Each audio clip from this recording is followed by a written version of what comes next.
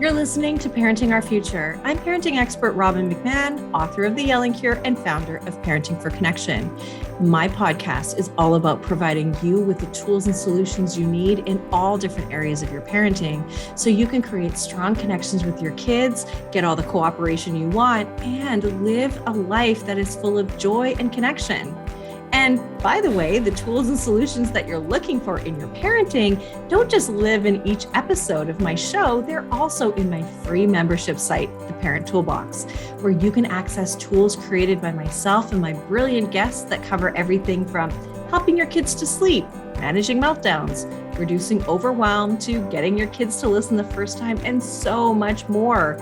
Join the Parent Toolbox so you can download and use the tools that are ready on the site, and each week a brand new tool is added. And of course, the best part is it's absolutely free to join and to stay in. You can go to www.parent-toolbox.com today. Now, before we get into this episode, I want to share with you another podcast that I think you're going to find really interesting. It's called Didn't I Just Feed You? It's a weekly candid conversation about feeding our families, even for parents who hate to cook. Hosts Stacey Billis and Megan Splon are two food professionals who get real about feeding kids, tweens, and teens because they're also busy working moms, so they get it. They talk about how to turn things like nachos into a legit family dinner, to the magic of meatballs, to solving the after-school snack problem, even reducing kitchen waste and debt all at once. They chat with guests from Food Network stars to everyday moms who, let's be honest, are the real experts. In fact, Didn't I Just Feed You is a staple on the iTunes Top 100 food podcasts and the only food podcast made with parents in mind. Stacey and Megan are on a mission to make cooking easier, more delicious, and maybe even a little bit more fun. Find Didn't I Just Feed You wherever you listen to your favorite podcasts, and be sure to subscribe so you don't miss a thing. Now, you can also find Stacey and Megan on Instagram and Facebook as @Didn't I Just Feed You. Now let's dive into this next episode of Parenting Our Future. Hey everybody, it's Robbin McManne here. Welcome back to another episode of Parenting Our Future. So we're talking about something that, although I have spoken about before, I really feel like I have one of the foremost experts on this. And this is about how to deal with really digital distress and the online world that we are in and captivated by, but our kids are also. And so I have Dr. Lisa Strohman here, and she's not just a clinical psychologist, she's also an attorney, and she's the founder of Digital Citizen Academy, which is one of the first organizations to focus on eliminating issues such as cyberbullying, child luring, sextortion, and suicide through prevention and diversion programs, events, and resources. She's also a mom to two, so this is close to her heart for her own kids. And in October this month, both Dr. Strohman and her colleague, Dr. Westendorf, officially published their book, Digital Distress, which is the first book of its kind to really focus specifically on Gen Z, highlighting how children who've grown up with technology as ubiquitous as air are impacted by the challenges of growing up in this digital world. So Dr. Strohman, thank you for being here. Thank you so much. Thanks for having me. Happy to be here and talk about it.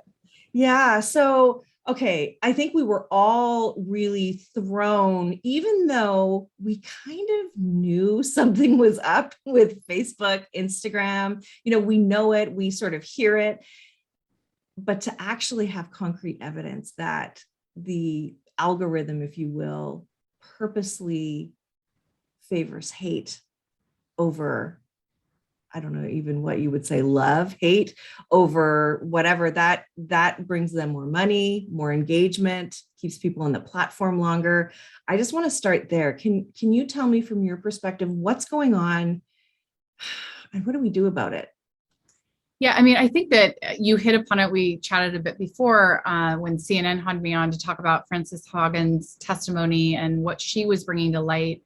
I've been in this for at least 10 years, really immersed into the issue. I recently have signed on with a nonprofit that is run by a bunch of CIA guys Wow. who do reporting and work on human trafficking and sex trafficking specifically. And I have a feeling that Ms. Hagen's testimony was based upon a lot of the research that maybe was done by that nonprofit. They're very well aware. This is what it frustrates me. And when I went on to the nonprofit, they actually did a little background investigation on me, which is interesting because I worked in the FBI for a number of years, and they came out and said, out of all the research we did and vetting your profile, only one time have you ever really lost it, and it was against Mark Zuckerberg. And I was like, I'll take it. He's a guy who I think deserves it. And I think that the reason why he deserves it is because he willingly is putting at risk the youth of our world globally, humanity globally, based on profit. And so I think that we have to look at the US-based Congress. They themselves have given kind of a free pass for the last 20 years to the tech industry. And he smartly understood that loophole and just jumped straight through and said, all right, if I'm going to have the protection of a congressional body to be able to build a company without any sort of backlash of liability, it doesn't matter how many kids die. It doesn't matter how many parents and families are torn apart by addiction or the abuse or the bullying or any of the things that they know and that we now know as a public. And that's what frustrates me. And that's why I think it's so important to talk on this issue and kind of dedicate my time and writing books about it so that parents really understand the magnitude of it. Wow. Sorry, it's a lot. I'm very passionate about this topic. Yeah. And that's as good as I've got is wow. And the thing is though, I was thinking as you were talking, as a Canadian, it's not just the US society. I mean, the company is based in the States, but it's all over the world. It is changing elections. It's changing culture, right? Absolutely. I think that what we look at, and when you understand really how kind of tech works and the algorithms, and I think that was really the point of Ms. Hagen, and I know this isn't about what she said, but tech really is kind of outgrowing people and humanity. So when you look at it, you can use it for good. So an educational based software that I'm not sure if up in Canada you guys have Gaggle, but Gaggle is a software that goes into schools. A school can implement that, and it oversees anything that a student does online. It actually can look and say, are there keywords of distress? Last year alone, in the I think that they have, I want to say over 5 million students that they protect. They had over 4,000 kids that they saved from suicide, where they were actually the first primary voice where they were alerted online. The great thing about Gaggle is they have actual real people that look at it. So it kind of goes up this algorithm. So the AI picks it up, but then the people look at it, and then they bring in the officers, the administration, and then they can go in and say, all right, how do we help these kids that are struggling, right? So that's a perfect use of good tech, right? That we can use it for good, and that's AI used in good ways. I think what we see with Facebook is that they're using AI in ways that are the opposite of that. And it's because it's monetized faster. You brought it up in the beginning. Why is hate propelled so quickly? Or why is divisiveness propelled so quickly? It's because it creates engagement. It creates energy and it swells. Whereas organic, like the organic shares, it doesn't swell as quickly, right? Who wants to know that it's my birthday, or who wants to know that, that somebody actually got a good grade on a test or won, first place in track? That's not quite as exciting as the fact that you found somebody cheating on somebody's other, partner, or, you caught somebody in the middle of a bathroom doing something they weren't supposed to do. Like that's what really spreads news. And it doesn't really matter. The AI can't tell what's true or not true. And so it just picks up the energy from the post. And that's what's so frustrating to me, is these tech industries could shut down those false posts and that false information, but they've decided that the ad revenue around it is so much more important than the human capital that it's causing the damage to. Wow. And I'll say, when we talk about ad revenue, I've used Facebook for my ads and I've stopped. I just it's just disgusting to me. How can you stand for that? Well, it's hard, right? Like as a business owner myself, and I look at it, and it was interesting to me because I look at, I've been doing Digital Citizen Academy for 12 years now. And when I actually signed on with the Deliver Fund nonprofit, like when they did the analysis of me, they said, you have negative algorithms attached to all of your posts. So I'm on CNN, I'm on Fox News, I was on The Doctors for 16 seasons. Like I'm on national programming. Yeah. And the things that I talk about when it relates to tech are attached to basically down algorithms that are putting my information and reducing the viewing of it. So when I found that out, when I understood that you can add either algorithms that elevate someone and that there's different programs that allow that to happen. So they have all of these different like secret kind of programs that they allow that to happen to for, say, celebrities or influencers or things like that. They don't follow the same rules as all of the rest of us do. So it's not an even playing field in any way, shape, or form. Not an even playing field. The rules are basically like sitting down with Monopoly and they have $50 million and you have 500. You will never be able to come out ahead. And that's the part that for me, like, that's why I wrote the program for kids. I was like, let's just teach them that this is what the rules are and give them a shot to understand so that they can make appropriate choices. Because if we can get the kids to buy in and they can understand how they're being taken advantage of and being used, maybe we have a chance, because this population, Gen Z, is the largest population in history, and they have the most powerful tech control moving forward ever that has been imagined. And if we allow them to continue forward without giving them the educational piece to understand that they are more powerful than the tech industry themselves, the tech industry will always control them. So that's my messaging, right? Like, that's why I'm writing these books. The books are great. You don't write books to get rich. Like, if you've probably had authors on here before, you write books because you're passionate and you want people to understand and really support a cause and get the messaging out. That's the whole purpose of it. Wow. Okay. So this may be an ignorant question for me to ask. Never. I feel like other people want to know this too. Like so I'm just going to say it. How is Facebook, Instagram using teens? How are they doing that? Is it because of those algorithms where they are favoring, like, without a doubt, favoring some celebrities and some influencers and that sort of thing, and then downplaying people who like you, who are saying, excuse me, no, this is not good for people, right? Is that how they're using them? Like, or is there more? It is essentially that. I mean, so what Facebook has identified, Instagram, TikTok, all of them, I kind of identified the behavioral patterns of what we as humans are. Teens specifically, or young kids specifically, kind of come into the world, the tabula rasa, right? They don't really, I mean, some people don't agree, but like they kind of come in blank. But as you go through developmental stages as kids, there's all of these learning moments. Like, parents are supposed to be most influential, right? Our moral and ethics, like, we hope that our kids are kind of pulling in from our cultural tie-ins. And we shared, I shared with you, I'm half Canadian. Like, so there's like, Boxing Day and like all of these things that like I've grown up with, but like, it's like these traditions that we kind of learn as children are being supplanted and overridden by like kind of what Facebook or TikTok or Instagram are kind of feeding into our children's lives, because they're spending more time on social media than they are actually learning from kind of those organic influences of our own family and our traditions. So what they do is they take those developmental stages and they learn from behavioral psychologists that what they can do is, like, kids are insecure, right? I mean, you're a mom of teens, like kids don't really know how to figure out where they belong in the world, and being a kid is hard.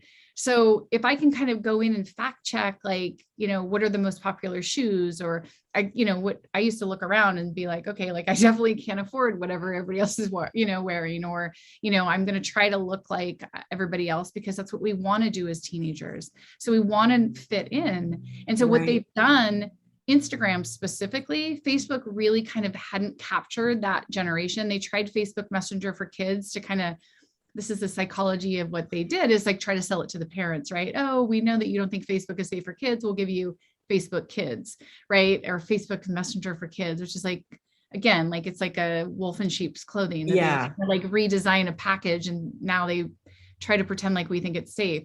But that's what they do. They go into these developmental stages of kids and they recognize kids really need feedback.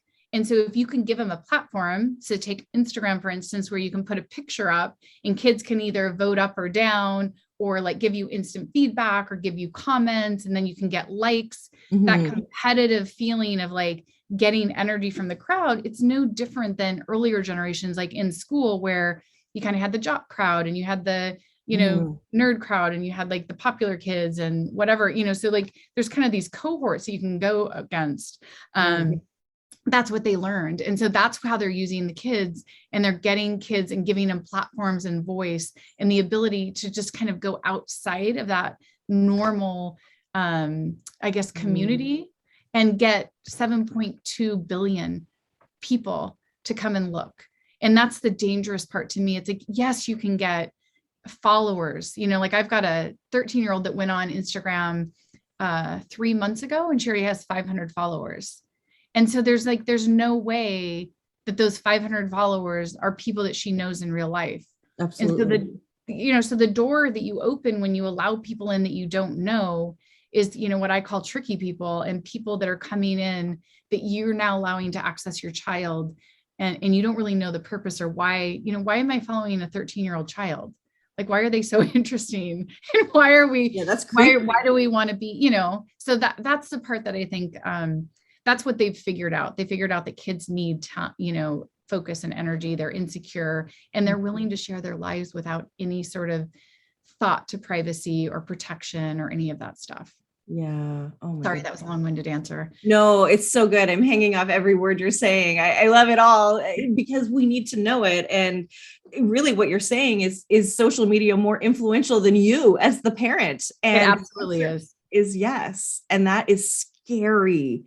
That is so average age of first pornographic viewing now for a child is 7. It was 8 over a year ago. The pandemic has changed that by thrusting technology to K through 4th graders that traditionally weren't given access to technology on a day-to-day basis.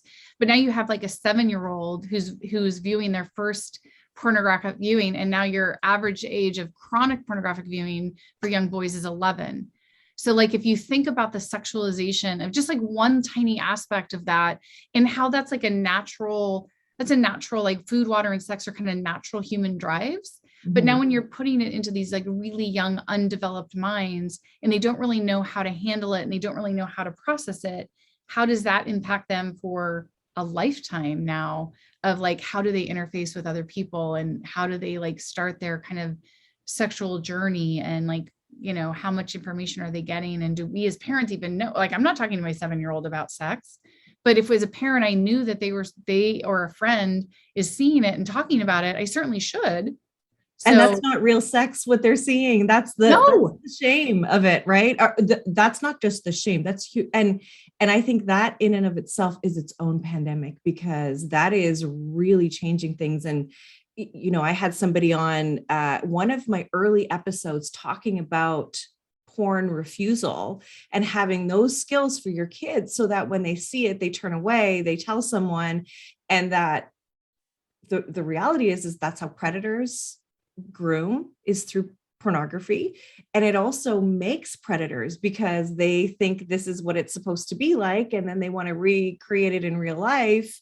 And that's not real. And, you know, and even the porn industry, according to this expert that I had on, is struggling to find people to do the things that people want to see.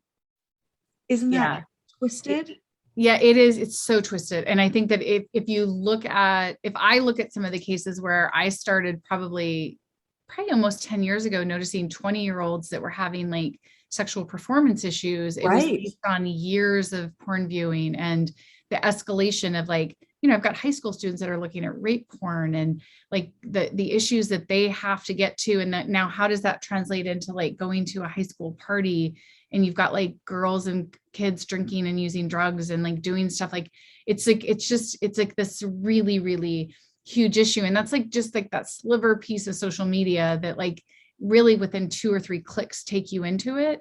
And that's the part that I think that parents really need to understand. And, you know, this new generation has known nothing different because they've grown up with it, right? They've grown up with having a tablet or something in their hands since they were a toddler. I mean, how many babies do you see in strollers with a device? Yeah, I know. Happens all the I time. told my husband I was going to make up business cards with statistics on it and hand it out to new moms. And he's like, please don't. I'll get arrested. Don't. No kidding. I know. I feel like, nope, give that back to mommy. Yeah, it's okay if you cry. Here's a little toy that is nothing. Just, yeah, I know. Right. I know. And it's hard to be a parent. So you understand why, parents go to do something easy, but not really understanding what's really on the other side of it, and it is, it's scary. It's scary. And so what do we do? What do we do? So as parents, I think that you kind of, you have to assess. I had this program and I use it sometimes, but digital detox, where you kind of, the first step is to look and assess what is our tech use. What are we as parents doing? So one of the first things I say to kids is, all right, let's pull up our screen time. If you have a device or you have an app, or if you have a device, you have that app, right? So screen time is something you can kind of check and assess for yourself. And I always pull the parents and I'm like, I want to check your screen time, right? What is the model that you're showing with your kids? Are you walking in at the end of a day on your phone? Are you putting down devices for how much time do we really have with our kids every day? 3 to 4 hours? Are you really putting tech aside and engaging and having that family connection?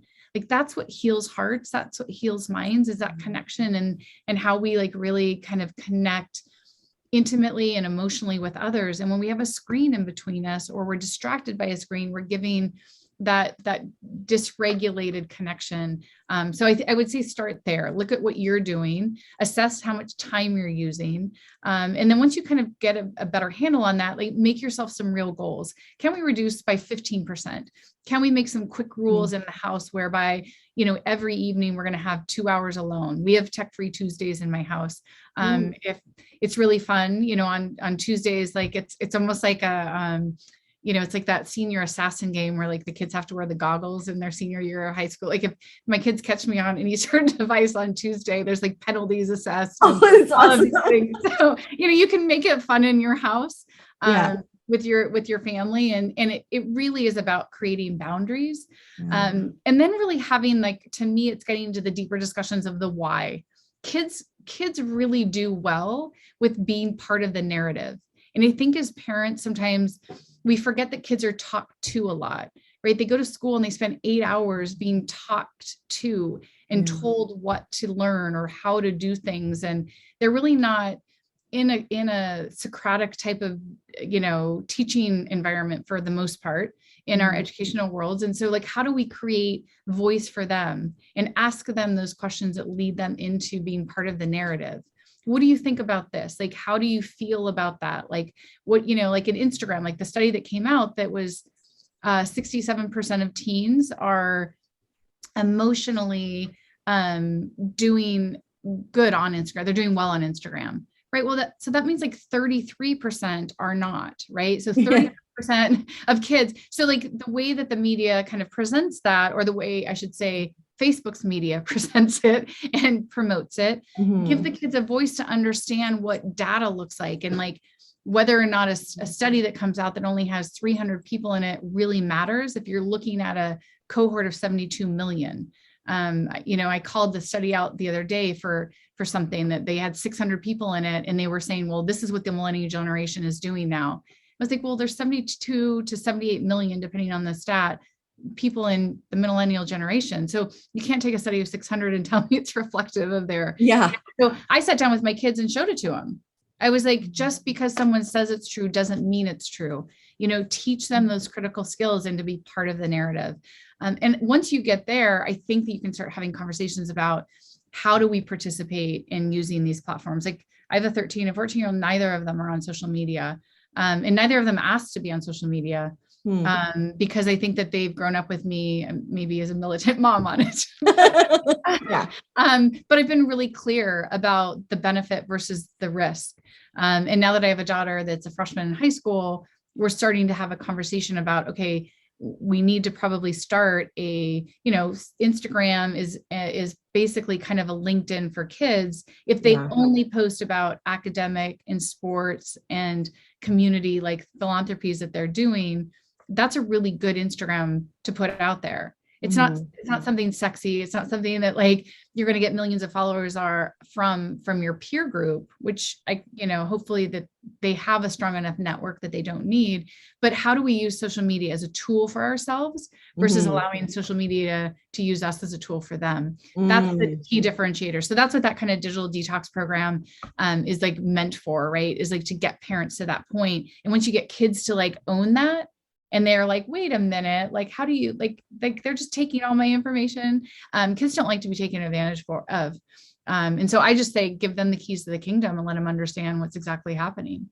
Wow. Yeah. That's a really great point. Like, just share with them why you're outraged. And I mean, I think they're pretty reasonable too. Like, nobody wants to be used, right? Manipulated. None of us want that, so that's, and social media is here to stay, right? For the most part, right? Like it's just part of our society right now, It's what job. It's like if you have a teenager that's going to go look for a job, it's the first thing that they check. I think I've got a sister-in-law in recruiting, and 100% of all of her candidates for a major hospital system are screened through social media monitors. So they go back and they screen everything that you would have ever posted. So like one of the things that you look at from a kid, we talk about kind of having an Insta, like if you're as a parent, you can follow your kids online. So a lot of parents are like, oh, I feel safe because I follow my kid. I always say follow your kid and follow their friends, because their friends are going to be the ones that are posting the stuff that you're missing. But like, I think what they do is they create the secondary accounts, what they call Finstas or spam Insta, where they create multiple accounts. And, this is where I think that kind of the Gmail suite, like kind of like does us no favors, letting kids to open up multiple email accounts. So now they can open up multiple social media accounts. Yeah.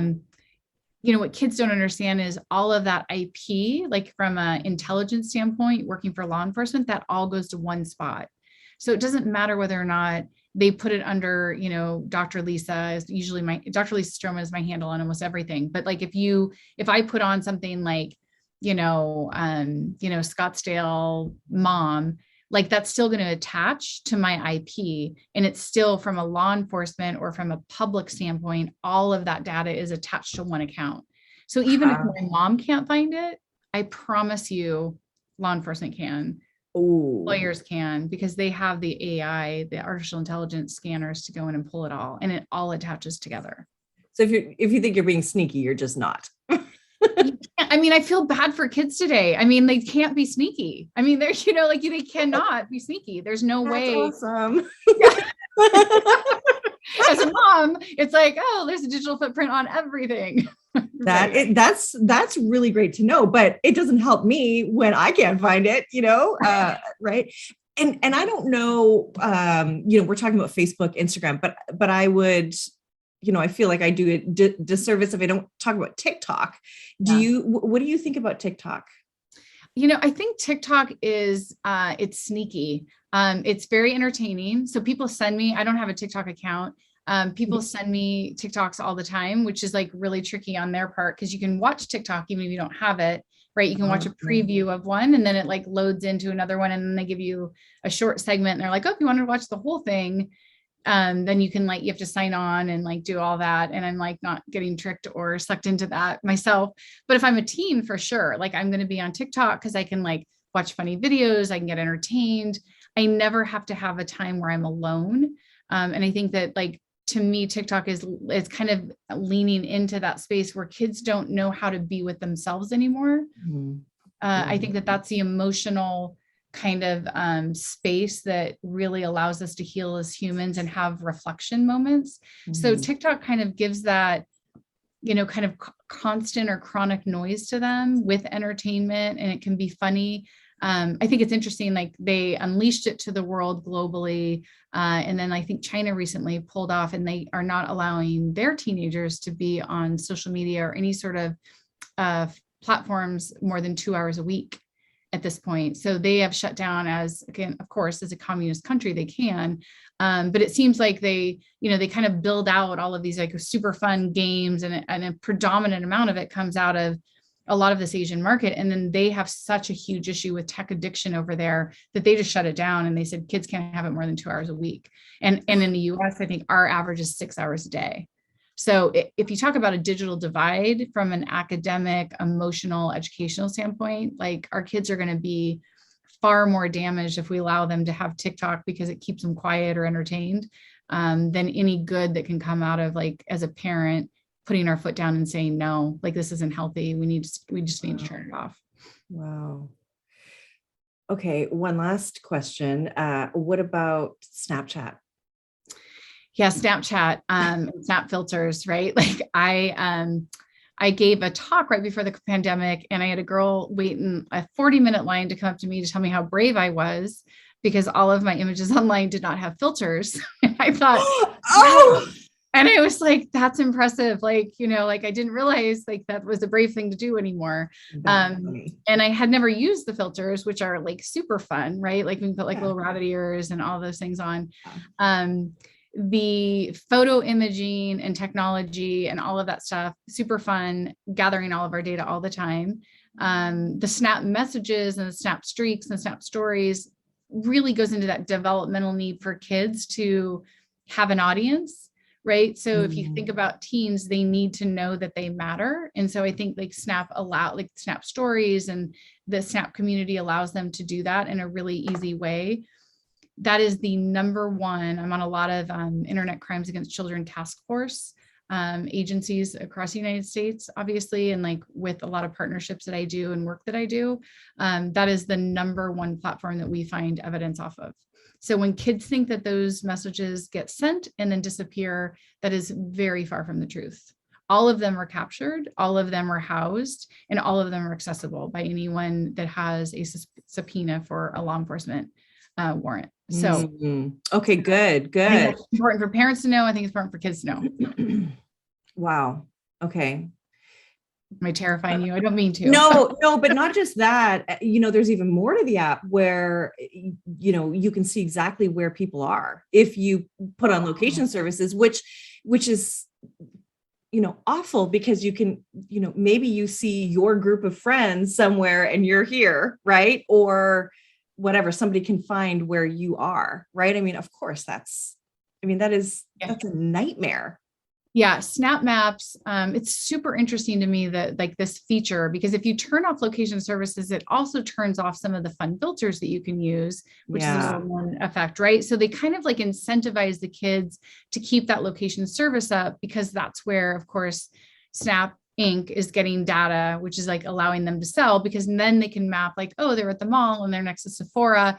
And then Snap sells that data just so that your audience understands that those maps actually help them sell data into commercial corporate worlds. Like, here's where the kids are, and here's how you could kind of attach to them, and you can message them while they're outside of your store to get them to come into your store. So there's like this whole commerce behind the scenes is what's happening and why Snap Maps is so important. But from a parent standpoint, a kid standpoint, you're totally right. Like, I have so many kids that feel ostracized or left out or really like hurt by the fact that they can see a majority of their classmates or group or whatever it is, like they're doing something and they've been left out. And that's a psychological harm that, of course, as a clinician, I struggle with helping kids get through all the time. Oh, that's tough. I remember some of those experiences myself as a kid. So it leaves a mark, doesn't it? It does. I mean, and I think that that's the part where that developmental piece of like just needing to feel that we belong. Yeah. And I think that I did a TED Talk recently called How Do You Define Self-Worth? And it really talks about like the social media world on, is it defining your self-worth? And is the likes and the follows and the involvement of that, kind of social network really what defines you? Because it shouldn't. And I think that that's the piece where as a parents really need to kind of jump in and really help kids feel more secure in their own skin. Because we all have strengths. Yeah. Well, and do you think that perhaps Gen Z, this generation, maybe the next generation, this will be their call for their own awakening? To sound, a little weird. or are they so deep in it? Like, do you think there is a chance that this generation of kids, right? My kids, your kids will say, you know what, hang on a second. I won't be manipulated. I won't be tracked. You can't use my information to sell me stuff that I may or may not want, and reject it. I hope so. I think that this generation, from a standpoint of where you have kids that hear the truth, recognize that they can break the mold. And I can only say, you know, giving a presentation one time at a school, giving this information out, I think that they had a contingent of like 450 kids or so. And they, like, on February 14th, like, kind of all canceled their Snap at the same time. And were like sent a message and said, like, we love ourselves more than we love your product. And like kind of all canceled their account at the same time on like Valentine's Day. It was a super cute, like, move on their part to kind of join together. So I hope that happens. I hope that, like, I think that this generation can come solve the problem. The problem is solvable right now.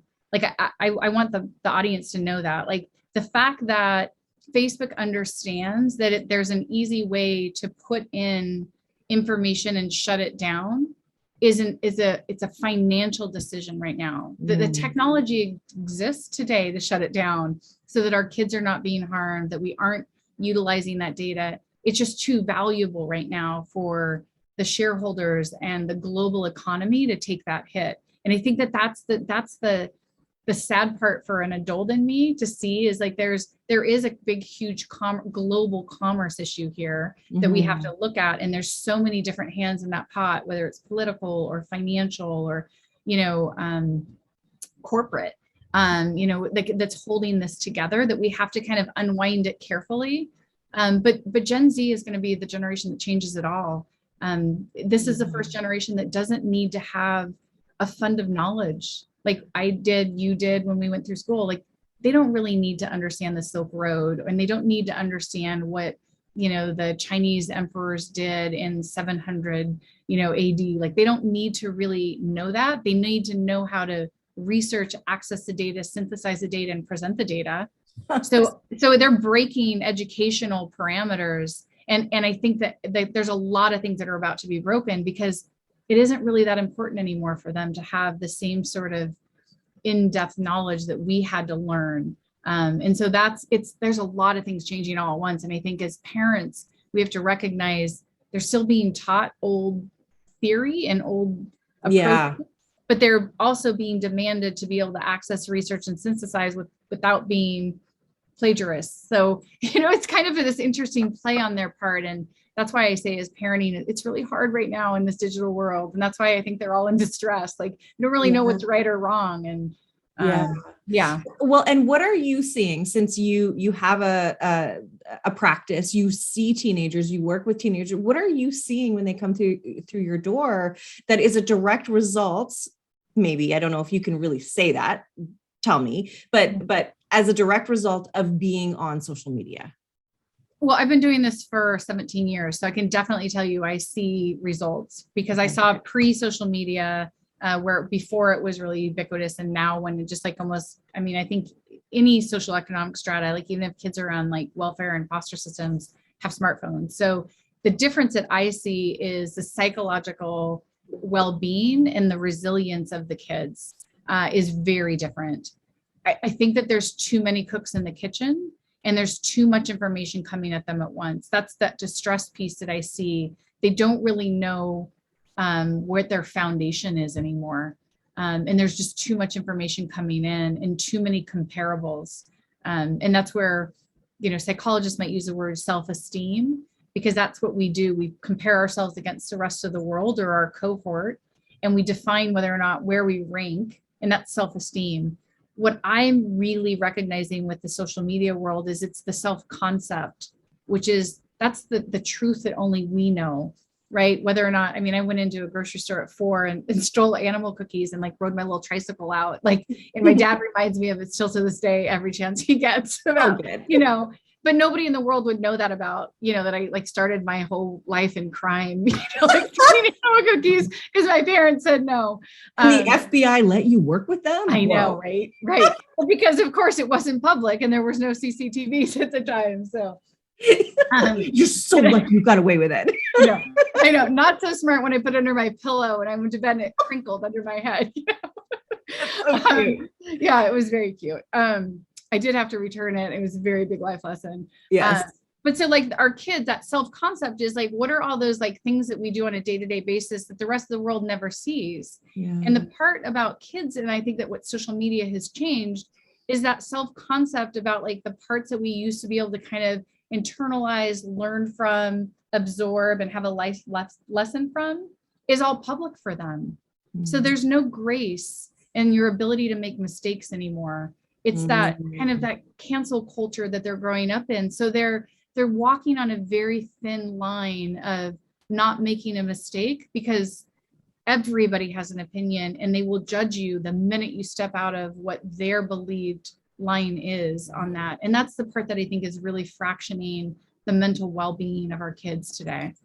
And then up against that algorithm that favors hate. Yeah. It gets published. Like it gets published at a rapid rate. Wow. So that's what is causing that, just that to me, you know, like we just had 3 kids commit suicide in our community this week. And it was like, I can already tell you 100%, I have confidence that it's related to something that happened on social media. And so it's so sad to me that we're losing lives over it. And it's, you know, again, like I feel like Chicken Little, it's like, there is a way that as parents, we can stop it because we can say, just because it feels very public doesn't mean that it's permanent. And that's not what I used to say 10 years ago. I used to go out and say, what you do online is public and it's permanent.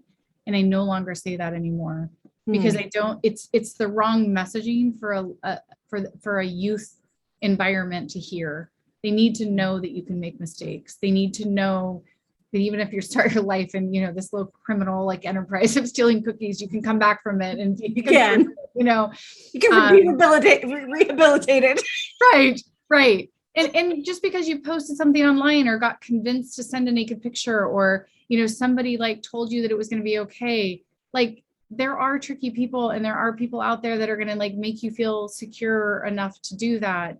And it's not the end of the world. Like there are ways that from a technology perspective, we can erase those images and we can pull those things out by like lots of different ways that you can do that. But like there is a way back.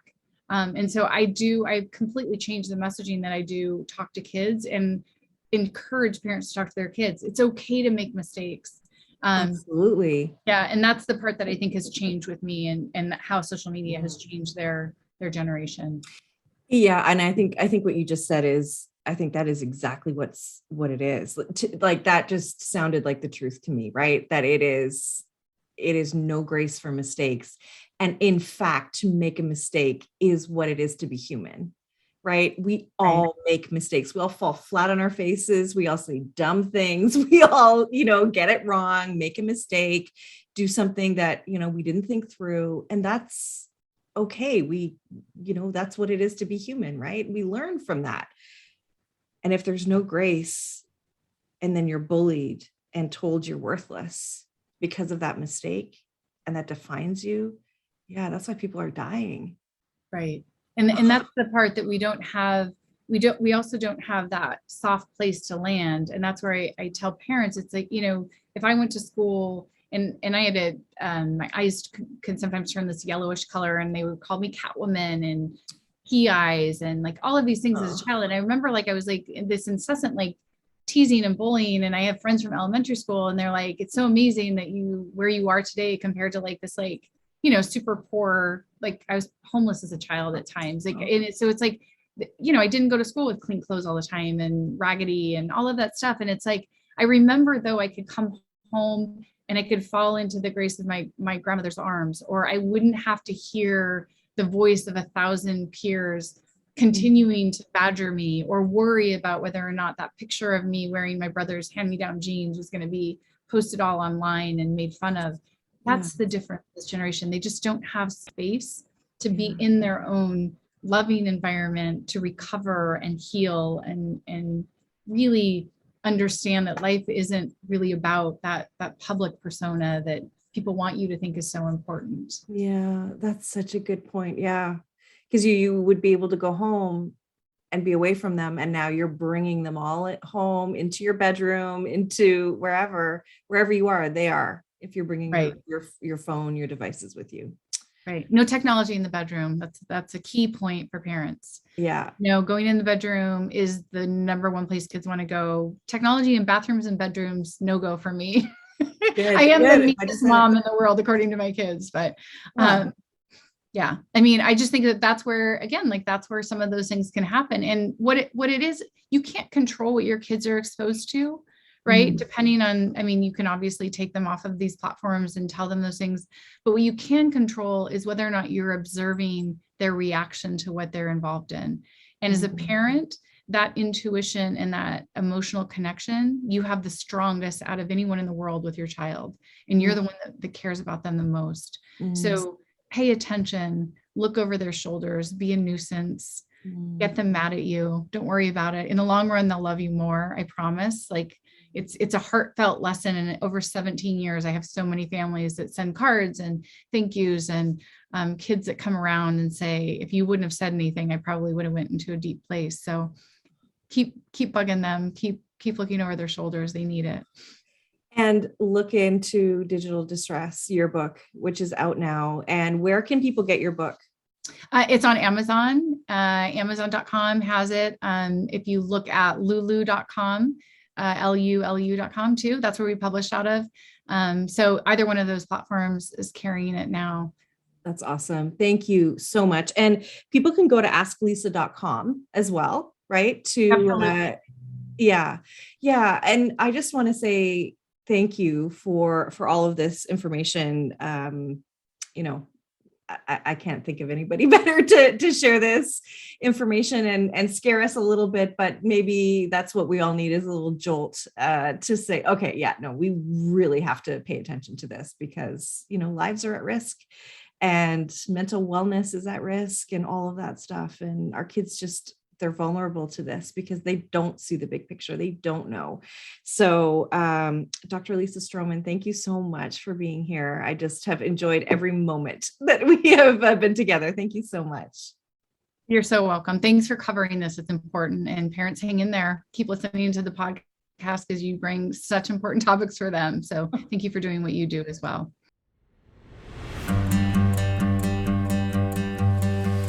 Thank you for listening to this edition of my podcast, Parenting Our Future. I'm parent coach Robbin McManne, and if you're enjoying this podcast, please share it with someone who you think might also need to hear this message. And don't forget to subscribe, and if you like my work, I would be grateful if you gave me a 5-star rating.